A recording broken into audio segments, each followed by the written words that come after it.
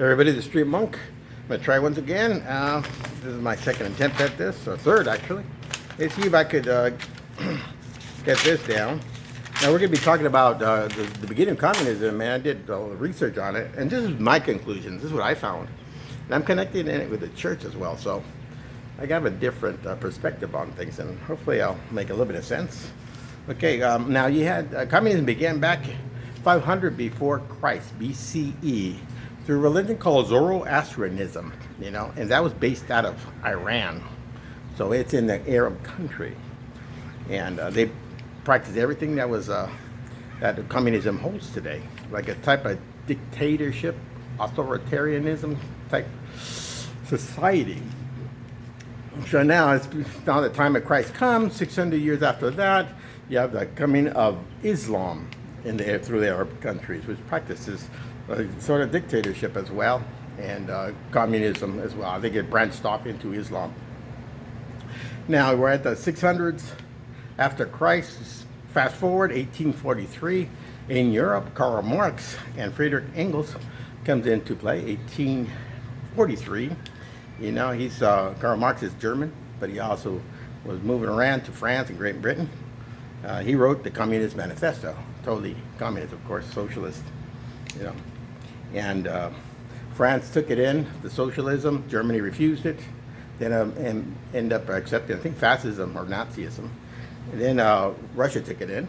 They welcomed communism there, socialism. And then, of course, in the 1880s, we had already labor parties, communist labor parties in the U.S. So it was alive and well, 30, 40 years later in the United States. Now, we want to make a connection to the church now. Wow, I did a lot of research, so, and let's see. Well, we won't connect the church yet. Okay, why not? Okay, so now, 1939, we have Saul Alinsky come in.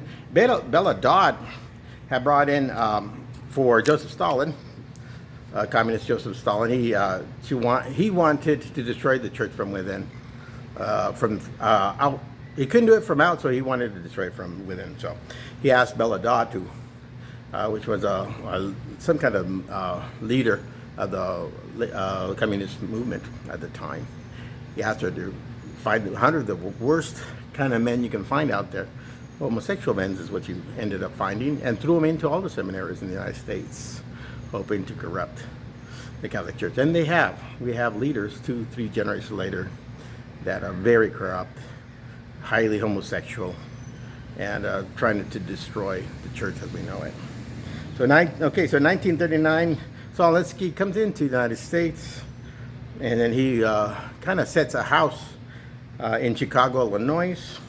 We know that Joseph Bernardine, Dearden, Joseph Bernardine, then Blaise Supich is from there. They're all bishops and cardinals.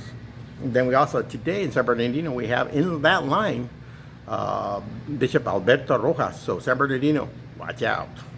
We're in trouble.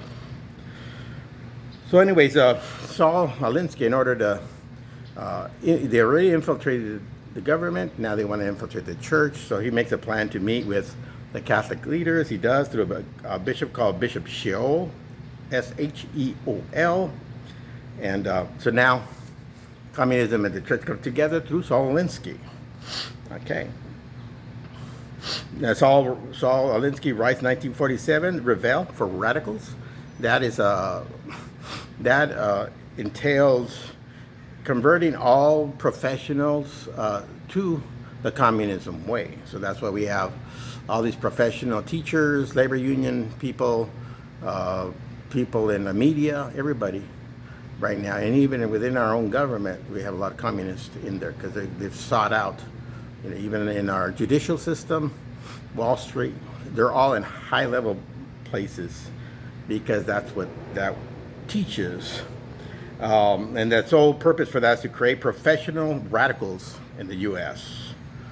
So now he's also using the Catholic Church to advance his communism. 1971, Saul Alinsky writes Rules for Radical and dedicates it to Lucifer. Now we all who follow this know that Saul Alinsky was adored by Hillary Clinton. She wrote a thesis paper on him in her college years. Barack Obama follows suit as well. You know, he follows Alinsky's ideas. So now that's dedicated to Lucifer. Now, 1960, Monsignor called Jack Egan takes communism to Notre Dame, and we know just within the last couple of years, Barack Obama, when he was there, he ended up getting a certificate or some kind of acknowledgement, diploma, whatever they give, to Barack Obama. So communism made a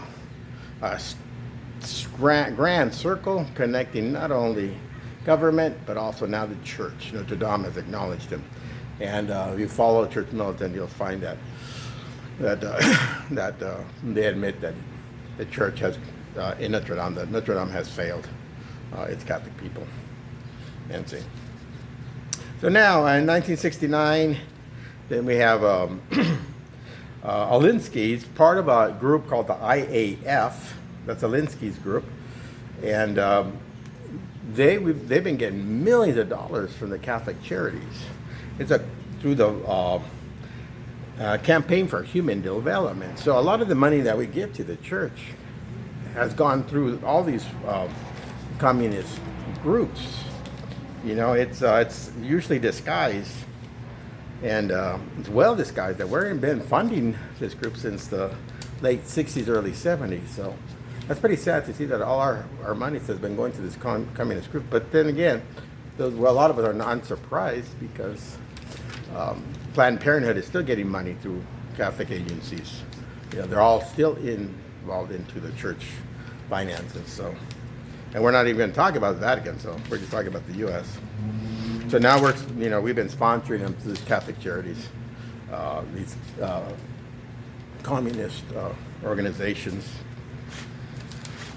So anyways, now that's pretty much it for now. I think I'm going to go talk about a couple other things a little bit later.